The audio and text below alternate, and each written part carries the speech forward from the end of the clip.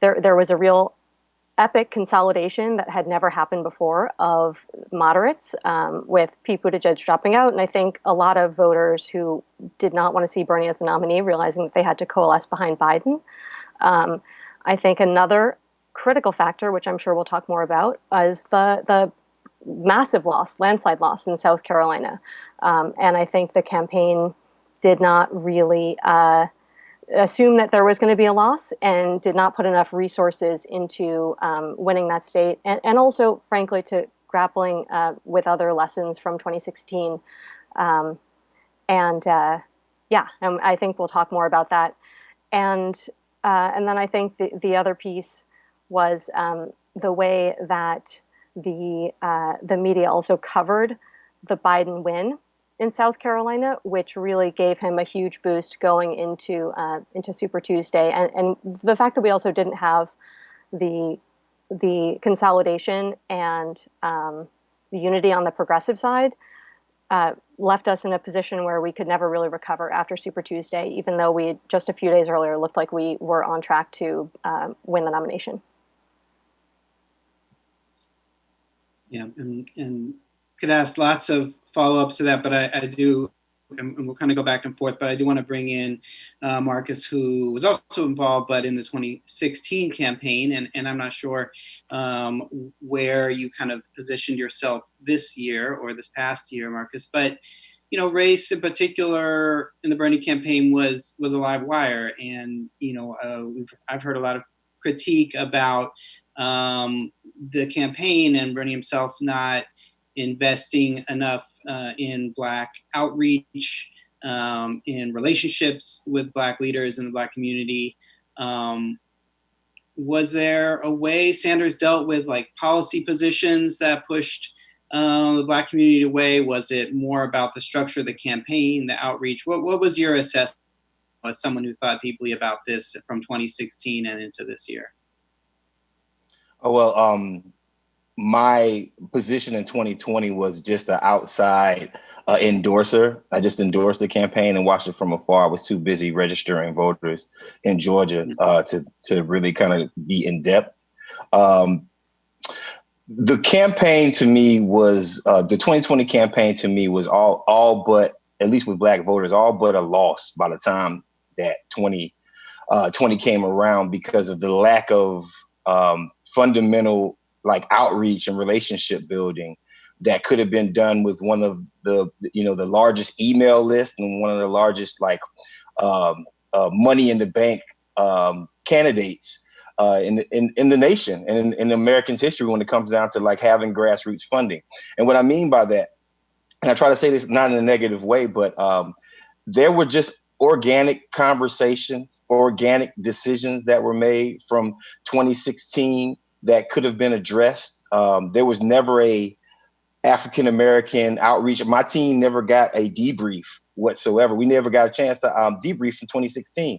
Therefore, we went into 2020 thinking that, maybe they could do it bigger and better, but they didn't learn from the basic problems that they had in 2016. And those problems that they had in 2016 were definitely symptomatic of another major issue in politics, and especially in progressive politics, and that is the adversity and the adverse reaction to Black anything, and really trying to dig deep work with doing things like listening to Black staffers, doing things like listening and hiring Black consultants. And it's funny because, my side of the progressive world, we always like to pick on the centrist and the DNC for their treatment of African Americans. But, that campaign itself, though well-meaning on its surface, has some very deep internal issues when it came down to dealing with internal politics of race. African American voices that were on the campaign that would say things and this is from 2015 till this year, their wants and their needs and what they needed to win were, ignored basically by powers that be. We have to be very realistic. If we're going to have this conversation, we have to be very realistic that senior staff, and I'm talking about very senior staff, top level folks within the Bernie campaign preferred to do outreach to the Latino community over the African-American community. And whether that's systemic, whether that's a Bernie thing, whether that's a Jeff Weaver thing, whether that's a whoever thing, we have to be realistic about the effort that people actually put in to creating relationships and organic relationships. I will say another thing before I let it go. I think Bernie Sanders had a problem with believing that Black voters weren't neoliberal. And I think the campaign had a problem with believing that there was such an entrenched dedication to neoliberal candidates that it's not worth our time to even go down there and create relationships. What I think the campaign forgot, though, is that all of our movements currently were basically based in the Black power movements of the 60s. And a lot of what Bernie said derives directly from those power movements. The problem is he used our movements, but he forgot about the Black part. And this is not just to knock him. It is when you know that you have strategists from across the nation giving you some of the best advice possible on how you can move 1 or 2 points in South Carolina.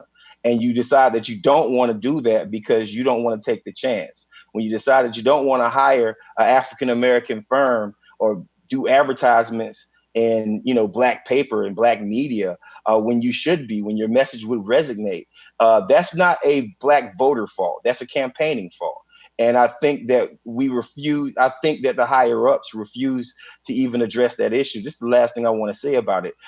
Early in 2019, the African-American outreach staff from 2016 damn near begged Jeff Weaver to have a meeting with Senator Sanders before he goes and got deep into the 2020 campaign. We begged him, listen, we need to have a debrief about 2016. We should have did this in 2016 itself, but that didn't happen. And we were greeted with the response from Jeff Weaver, which was absolutely not. And that happened. So when things like that happen and you think you got it, then you just got it. And there's not much that you could do about it. Thanks, Marcus. That gives us a lot to discuss. Bill, I want to bring you in here. You and I have talked offline about this quite a bit, but, Marcus is giving us a pretty stark view of sort of the shortcomings. You've often called in the experience of the Rainbow Coalition and the Jackson campaigns of 84 and 88 to make sense of present day electoral strategy. Can you help us take a step back and speak to the similarities and differences of the Sanders campaign in the moment that we're in with the Rainbow Coalition that formed around the Jackson campaigns, and help lift up some of the lessons from those earlier experiences to make sense of what happened with Bernie? Yeah, well, first, thank you, Rishi, for inviting me. Just as a clarification, I'm the editor of the GlobalAfricanWorker.com, but I'm not speaking on your behalf in this program. These views are mine. What was interesting, particularly in listening to what Marcus was just saying, is that when I think about the Jackson campaigns of 84 and 88, particularly in 88, there were multiple ways for people to get involved in a campaign at fairly high levels. One of the things that Jackson paid attention to, there was a general theme that ran through the campaign, particularly in 1988. And he was very much emphasizing justice and workers' rights throughout the campaign. But there was a real attention to developing legitimate constituency organizations that were very rooted, that had a great deal of influence on a campaign, and you truly felt like you were involved in a rainbow movement. I think that what I experienced in 2016 was very disappointing with the Sanders campaign, and again in 2020, where though in both campaigns I supported Sanders, it was hard as hell to get involved in a campaign. in doing anything other than either being a surrogate or doing neighborhood work. But if you were trying to bring, and I'm not just speaking on my behalf, but a number of other folks that have had a fair amount of experience, there didn't seem to be a point of entry. This became a real problem. A second thing is that Sanders did not have a Southern strategy. Now, some people say he did. If he did, in my opinion, there's no evidence of it. Jackson had a Southern strategy, and particularly in '88. And part of that was about building the right kind of ties. In that case, between '84 and '88, in some cases before that, certainly, but certainly between '84 and '88, developing the right kind of ties with the leaders, which is what I was hoping that Senator Sanders was going to do between 2016 and 2020, and spend a lot more time listening to and developing the right kind of ties in the South. I know a little bit about South Carolina, and some of the key people that I know there, it's like they were never called. No one approached them. And I simply couldn't get it. I just didn't understand it. And I think what we have to be thinking down the road is that to the extent that we're carrying out a battle within the Democratic Party, and inside and outside of the Democratic Party, we have to really be keenly aware of the key constituencies that are going to make it possible for some sort of progressive transformation. And this country's going nowhere without African Americans, and certainly the Democratic Party isn't. So it's just something that should have, from the very beginning, what is our Southern strategy? Got you. And Alicia, just kind of doing the rounds here, and you were very much, I remember Black Lives Matter was kind of on the debate stage during the 2016 round.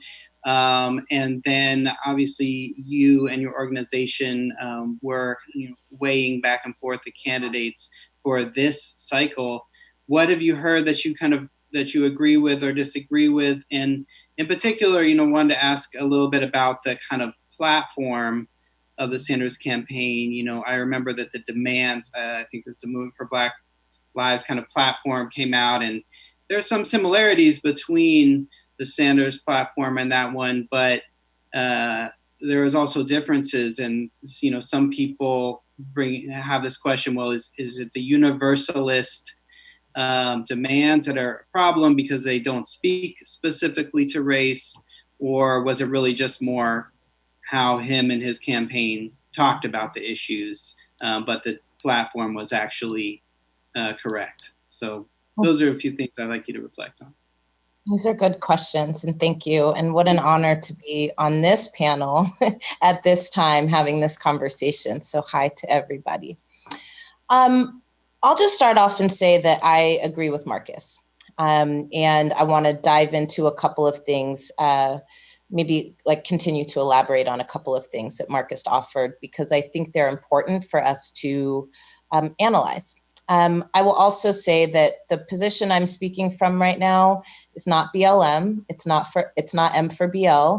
I am the principal at an organization that did a series of endorsements this year around the primaries, and we based that endorsement on a Black agenda that we designed that came from a project that we did called the Black Census, which is the largest survey of Black people in America in 155 years. I'm saying that not to toot my own horn. I'm saying that to say that this agenda actually is important in this story because it does represent what Black folks care about across a range of spectrums. You could say that this agenda is in a sense the consensus agenda. It is an agenda that folk agree with across income, across gender, and across a range of other demographics.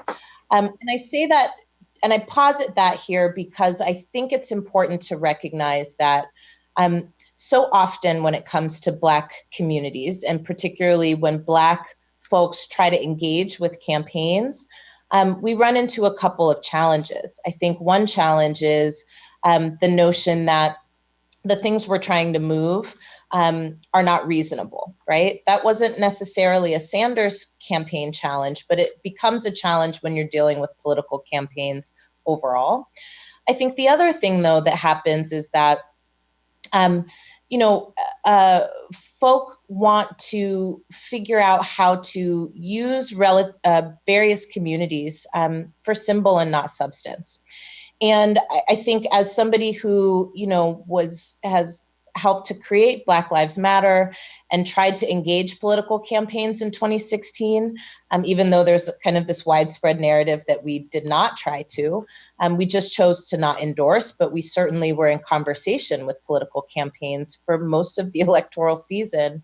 And what I can say is that in 2016, we had a really hard time even getting candidates to say Black Lives Matter.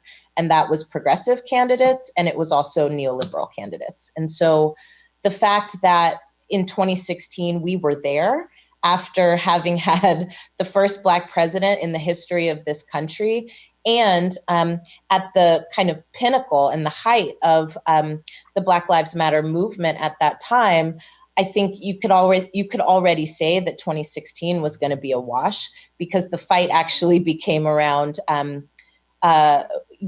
us just trying to get to the basic steps, and we hadn't even gotten into policy yet.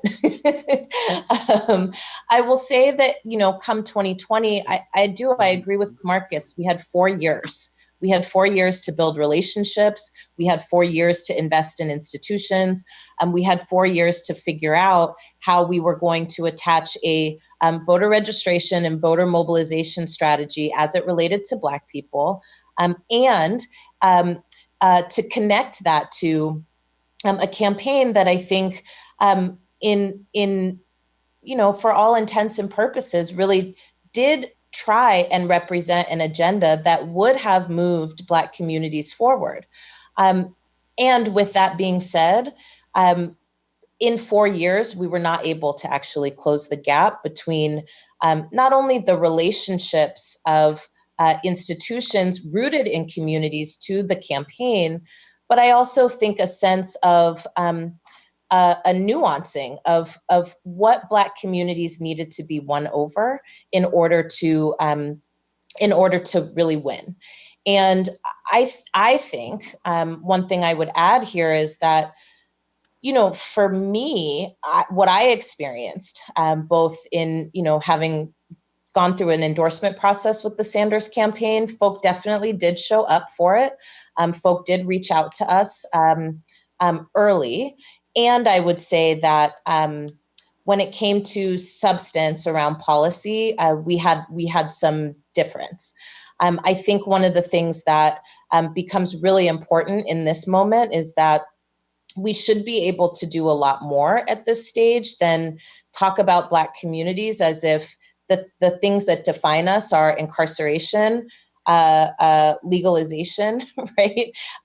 And frankly, sorry, what was the other thing? Mass incarceration, marijuana legalization, and police. I actually know that from our survey, what Black communities said was our number one issue that keeps us up at night is low wages that are not enough to support a family.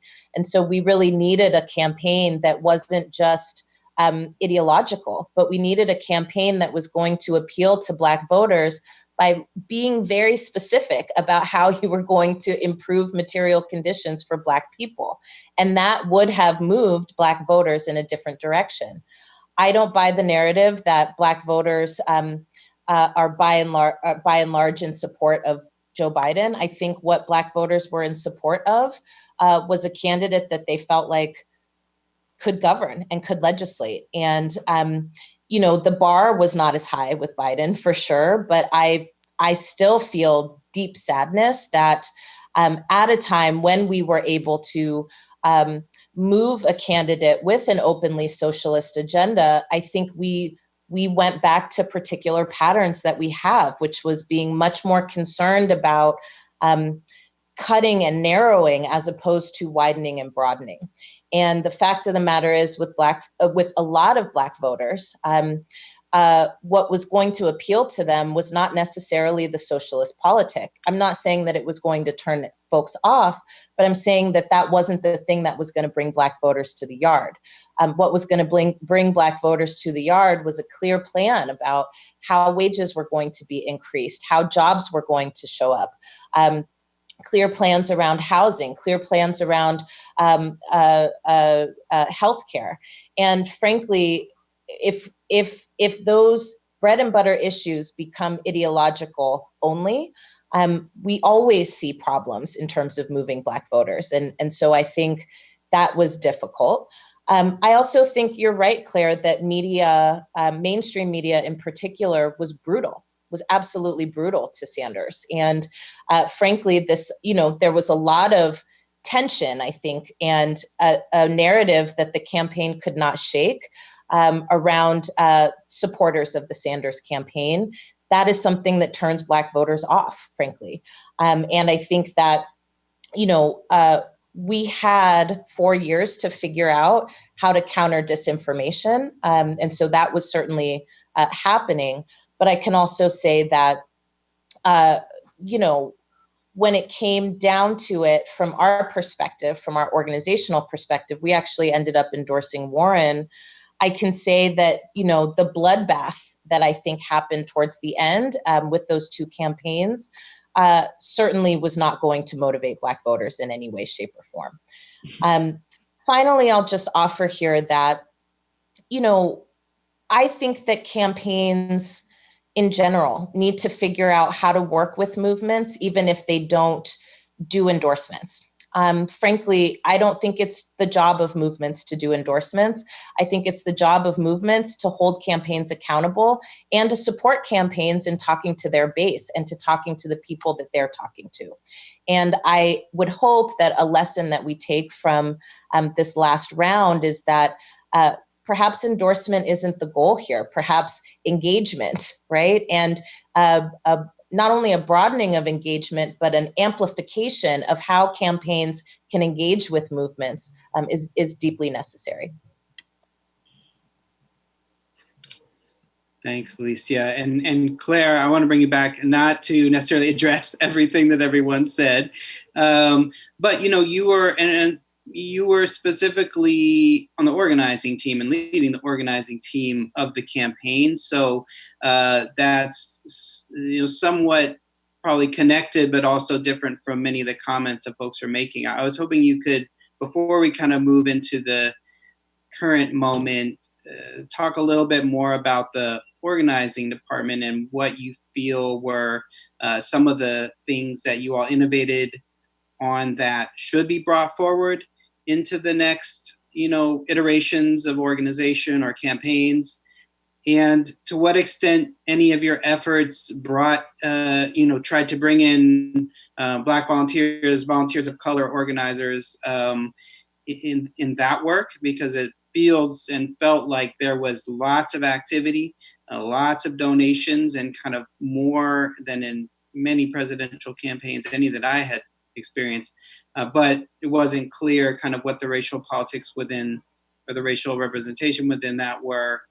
So yeah, any lessons from the organizing work, and of course you can respond to others, but wanted you to speak on what you were involved in. Thanks. Well, first, I so wish that the 2020 campaign had, one, benefited from a debrief from everything that Marcus learned and observed in 2016, and in terms of what worked and what didn't work and what needed to be done differently. I think that as an organizer, whenever I do something, I am in the habit of the debrief of start, stop, continue. And it's just so tragic and really outrageous that didn't happen. So I just want to name that.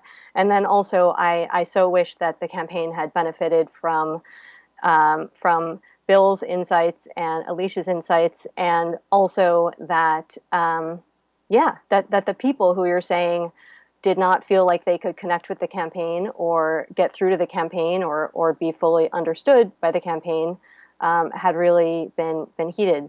I do want to say that I feel the need to bring up that I think we had some really great people who did some tremendous work, including like in South Carolina, where I think that we had more Black state elected officials who endorsed our campaign than any others, and because the team there did a really good job. But it sounds like obviously there were, I mean, look, we lost the state in the landslide, so obviously we did not do everything right, to say the least. And I think part of that really goes to, just a difference that Bernie has as a politician, in the way that he does political outreach, and the lack of interest in doing that, frankly, that is different from the way that other politicians engage, where they're really good at building relationships and reaching out. And that was, I think, one of the pieces of advice that people gave him between 2017 and 2019 to build those relationships, and it didn't happen. So I'm not going to make any excuses for that. I do feel like we need to draw out the factors that led to the loss, in particular, and name one of them as being a lack of investment in paid media. And I think that goes to what Marcus said in terms of just who was in the room and who was making decisions, and it was not. It didn't include enough Black people, frankly. So, or sometimes any. So I think that was a major problem. In terms of the organizing program, I think that there are so many things that I'm really proud of that we did. We talked about, Bill brought up constituency organizing. That was actually something that was really core to our organizing program that I think was different than a lot of political campaigns, which see constituency outreach as part of political, where we saw it as a kind of core pillar, along with relational or friend-to-friend organizing within our program. And it was something that we invested in, not as much as I wish we would have, but we invested in Iowa and Nevada, and it really was a key part of our victory in those states, where we were organizing workers in immigrant communities, communities of color, and in particular in workplaces. And that was one of the innovations that I was really excited about, where we had organizers who were doing kind of traditional union organizing techniques of canvassing workers at shift change and organizing people with Bernie's economic message in their place of work. And I think another one was just building leadership at scale. Which was something that we struggled with in 2016, where we got to a big scale, but we didn't really build deeper leadership. And it was something that we worked on through a number of programs this time. I think a challenge was transitioning some of those things to the later states, because we had next to no staff we were given for some of the later states because of the need to save every dollar for paid media. And I'm glad that we didn't end up doing what Elizabeth Warren did, which was sort of break the bank on staff and to then like fall short in Iowa and New Hampshire because she couldn't spend enough money on TV, and so she kind of lost in the first round. But it was definitely a challenge from an organizing standpoint to have to be told, like, go ahead and organize Texas with one person. You can't really do that, and then also, you definitely cannot build deeper political relationships and coalitions if you have one person for the entire state of Texas. Mm-hmm. Thanks, Claire. Yeah, I mean, I agree. I think in a lot of ways, the Sanders campaign had sort of a unique relationship with labor that was different than how it chose, from my perception, how it chose to relate to other social forces, where Bernie was willing at times to work with sort of labor leaders, and there was often, this sort of really innovative investment in actual organizing campaigns. And then it seemed in terms of other groups, in particular with Black folks across the South, there was a bit more of a reluctance to sort of work through established political leadership, which I think is something we should keep talking about. But Alicia, I want to bring you back in, because we really want to talk about how to pay attention to sort of the dynamics of the Black-led uprisings and the sort of moment that we're in, and the interaction, if there is any, between the sort of Bernie moment earlier in the year and sort of the moment that we're in now, given the context of the pandemic, how have you observed the people mobilized and politicized through the Bernie campaign engaging with the broader Black Lives Matter movement over the past month or two, if at all? Is there convergence, or should there be? either in general, or in specific instances? Have you seen any kind of interaction? I haven't personally, but again, I'm not speaking on behalf of M4BL or BLM. I will say that, the intersection here is there are Black folks who were inside of the campaign who are a part of these movements. And so, our brother Phil certainly, is helping to move another Black male voter initiative forward. And so that's very exciting. I know Sister Nina Turner is out here doing incredible work, and I've had the pleasure and honor of working with her on a few projects. But I think that, that's most of what I've seen. Of course, Sister Ransby certainly is doing a lot of work inside of Movement for Black Lives, but these are not campaign people per se, right? This is folks who stepped up to help amplify and give a different kind of platform to the campaign. But I think they are first and foremost kind of movement folk. I haven't personally interacted with the campaign since the campaign called it. I think there are opportunities right now. And frankly, it would be good to hear the senator's voice on a lot of the issues that I think are front and center right now. In particular, I think it would be important as we are moving into a deeply uninspiring election cycle. I think it would be important to see how, right, we can use the resources, the infrastructure, of the campaign to be able to uplift the demands that are coming from this movement. I think it's a very inopportune time to, do what I think I'm seeing, which is, a conversation that is an appropriate conversation that is about defunding police and policing, divesting from the carceral system and investing those resources into communities. You would think that there would be a natural alignment here, but I also am aware that there's a convention process happening and there's a lot of, power dynamics at play. Unfortunately, I think what we are seeing from some of our champions right now is a message that is deeply counter to the demands that this movement is putting forward, and up to and including, messages around, how police need a raise, messages around how we need things like community policing. Again, I think we need to begin to, it's not too late, is what I'm saying, to build the kinds of relationships that are beneficial, even if there's no longer a race happening in terms of the senator's campaign. There is still infrastructure there that can very much be leveraged to help amplify the demands of this movement. So I would look forward to seeing opportunities like that, and I would look forward to being a part of opportunities like that. There are also clear opportunities right now to move forward demands that are coming around how to improve the lives of Black communities, especially in the midst of a global pandemic, in the very beginning of an economic recession, and in advance of a crisis in our democracy. I think it's important, right, that we use this kind of infrastructure to help amplify and elevate some of the challenges that Black communities are facing right now and some of the attacks that we're under. Marcus can tell you better than anybody. We've got, hundreds of voters, Black voters in particular, all through the state of Georgia, who are waiting in lines for hours and hours just to be able to access their right to make decisions over the people who represent them.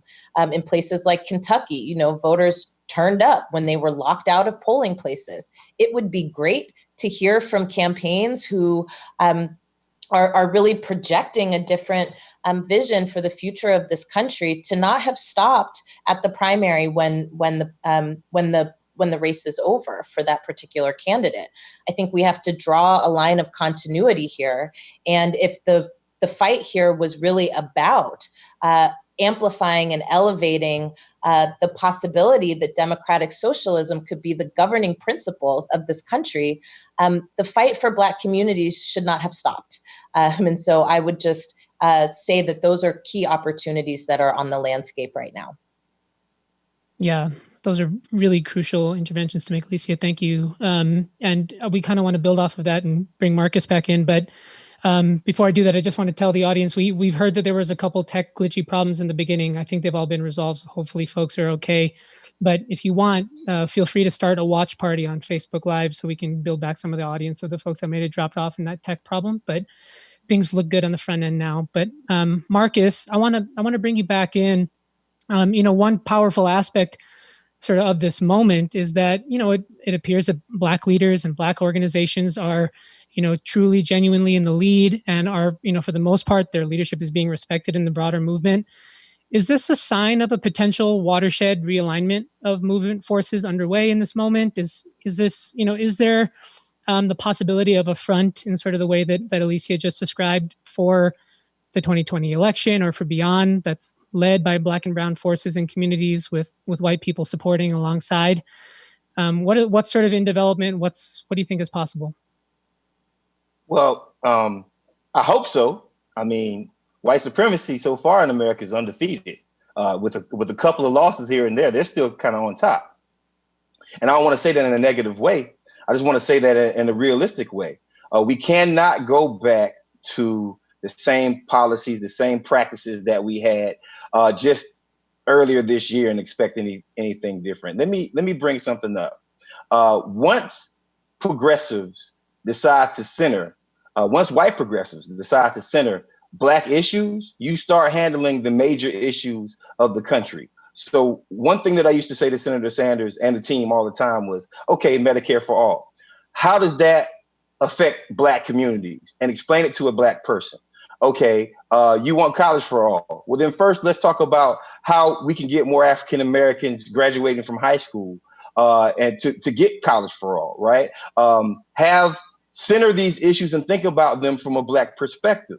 One of the most telling moments for me was in 2016 when the senator decided that he was going to go against reparations. Now, he has since that moment, he since kind of came back and said, listen, I'm a supporter of reparations. But if Bernie had wholeheartedly supported reparations, then the conversation on the debate stage would have shifted, and there'll be white kids in gentrified neighborhoods wearing Reparation Now t-shirts, right?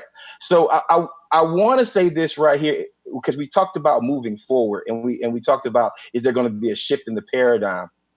The only way it can be a shift in the paradigm is if people who have been on campaigns for years, people who are in the streets and are part of the movement, are brought onto campaigns and are brought on to specifically the next big progressive campaign, and they're listened to, and they are appreciated.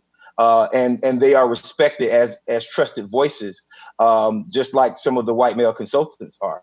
The last thing that I want to bring up, and this is very important, is, I go protest. I've been to the protests. I've been to the marches.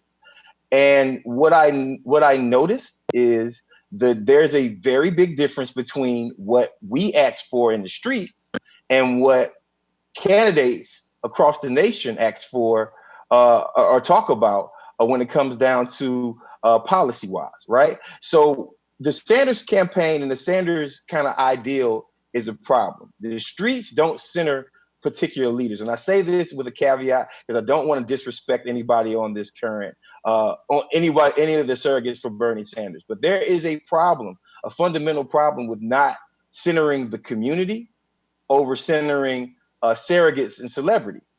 And that was a very big Bernie problem.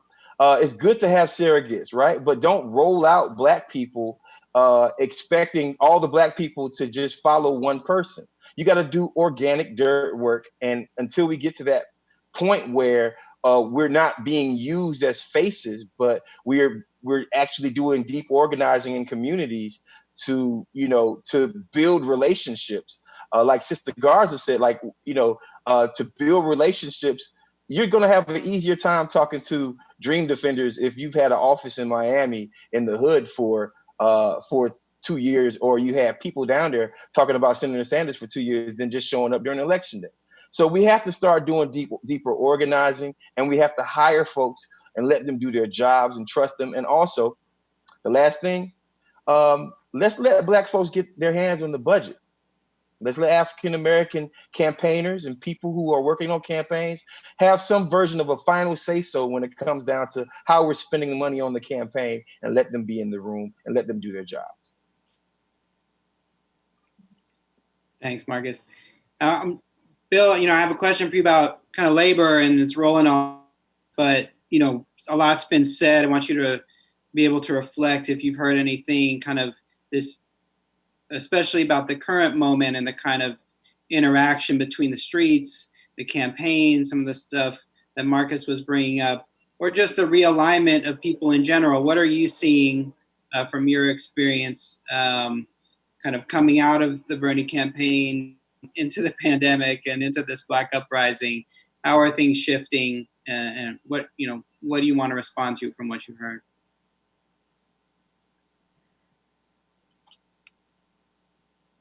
I want to say a few things. The Sanders campaign was clearly historic. It was the most progressive campaign, in my opinion, at the presidential level since Jackson in '88. And a lot of what I feel, I'm not going to speak for any of the other panelists, is a frustration built on knowing that things could have played out differently. And that's what eats at me, because this was a really unusual moment. In terms of where we are now, I would just say this. One is November is not a contest between Biden, assuming he's the nominee, and Trump. It's a real fight against a right-wing populist movement that Trump happens to epitomize. And when people think about the election in terms of personalities, they're misreading the moment entirely. We're dealing with a vicious, nefarious, semi-armed right-wing movement that is interested in overthrowing the 20th century and everything that was accomplished. Right now, I think that the eruptions that have taken place since the murder of George Floyd have changed the political discussion in just such fundamental ways for the better. The problem is that in a spontaneous movement, there are going to be demands that come out that precisely because it's a spontaneous movement are going to be subject to myriad interpretations. Whether one is talking about defunding the police, abolishing the police, or whatever, there's going to be different interpretations.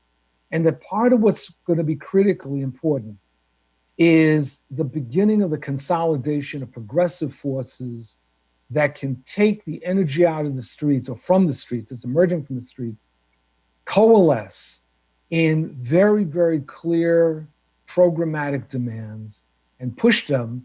And I think that Alicia was onto something when she said it's not fundamentally up to the social movements to be backing the candidates. Doesn't mean people should be sitting out the election.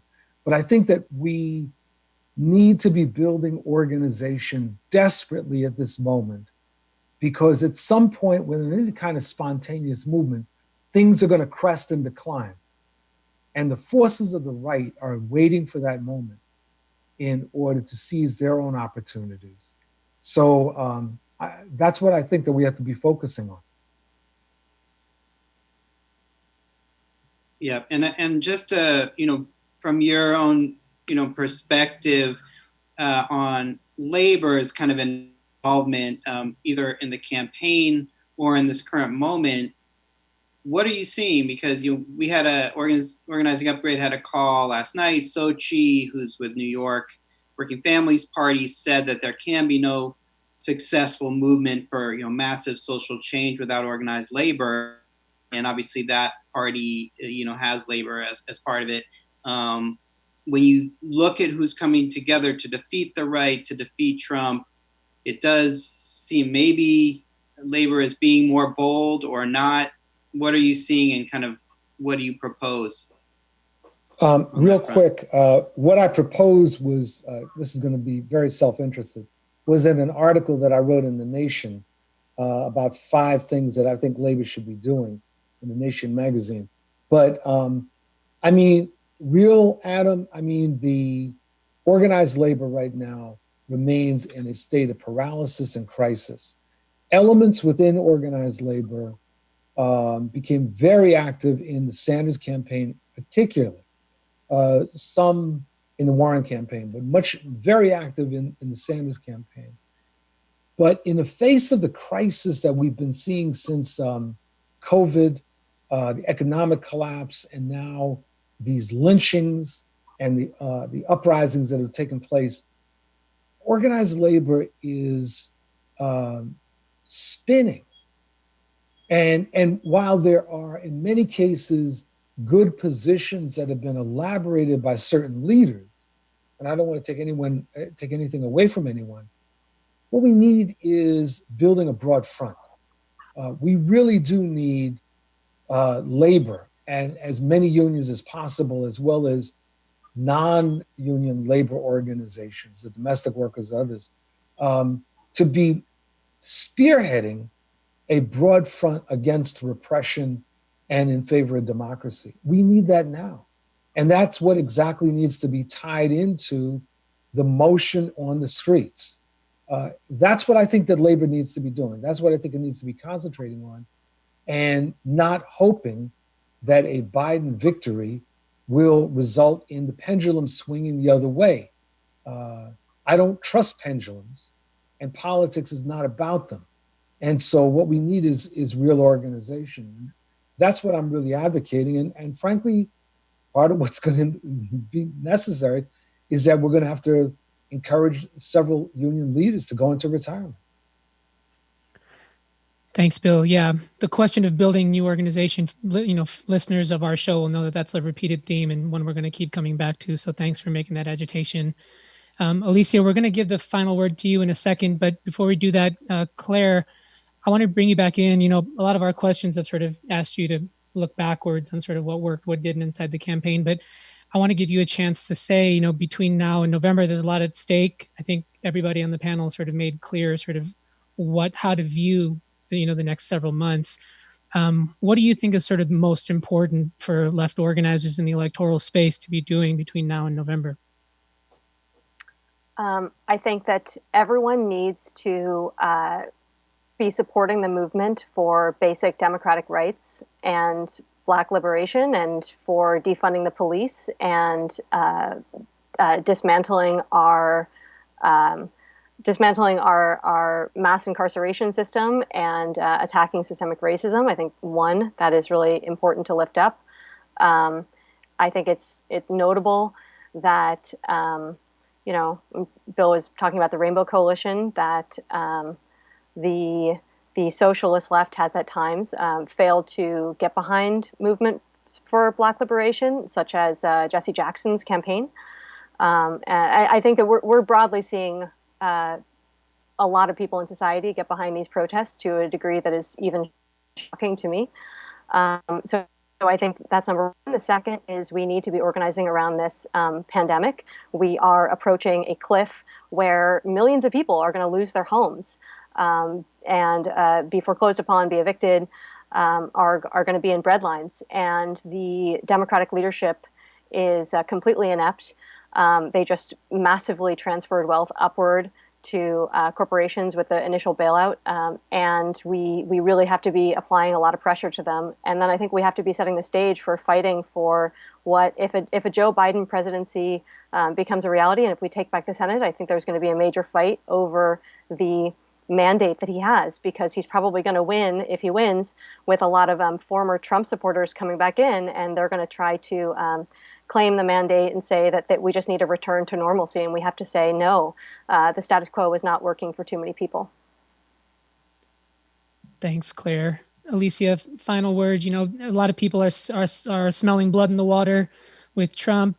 People think that he's sort of on the ropes, maybe at his weakest point. What's your agitation? What's between now and November? What's the most important thing for people to do?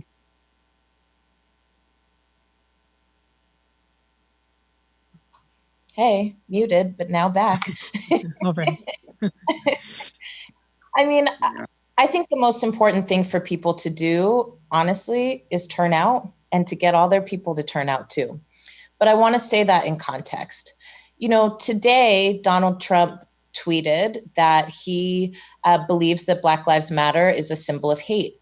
You know, last week, Bill Barr, who heads the Department of Justice, announced that they are convening a task force to look at organizations like ours and like this one here, right, that he deems to be related to Antifa.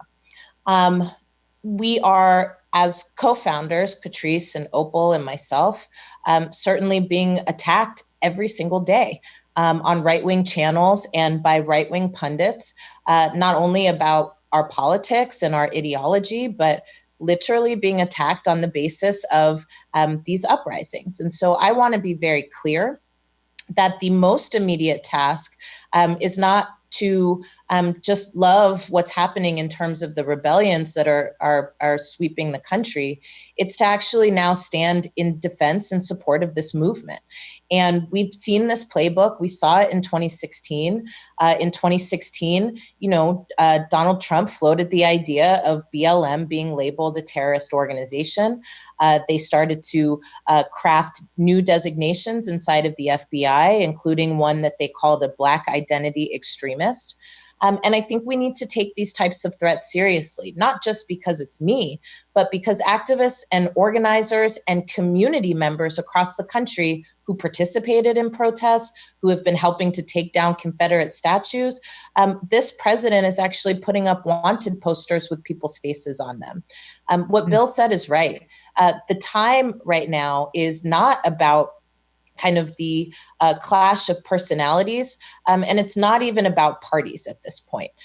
There is a growing right-wing populist movement that has taken power in this country and plans to, frankly, hold on to it.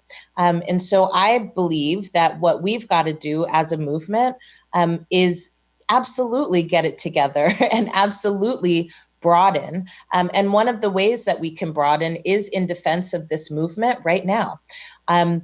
And, you know, as we're seeing, you know, folks across the country of all races, backgrounds, ethnicities, and creeds stand up to say Black Lives Matter, we have to also make sure that people understand the backlash and that they can interpret the backlash in such a way that they don't just see it as a shame or a shameful thing that's happening to somebody else, but that they see it as a personal attack on them and their futures. So that's what I would say the most immediate task is for us to do right now so that we can even get to November.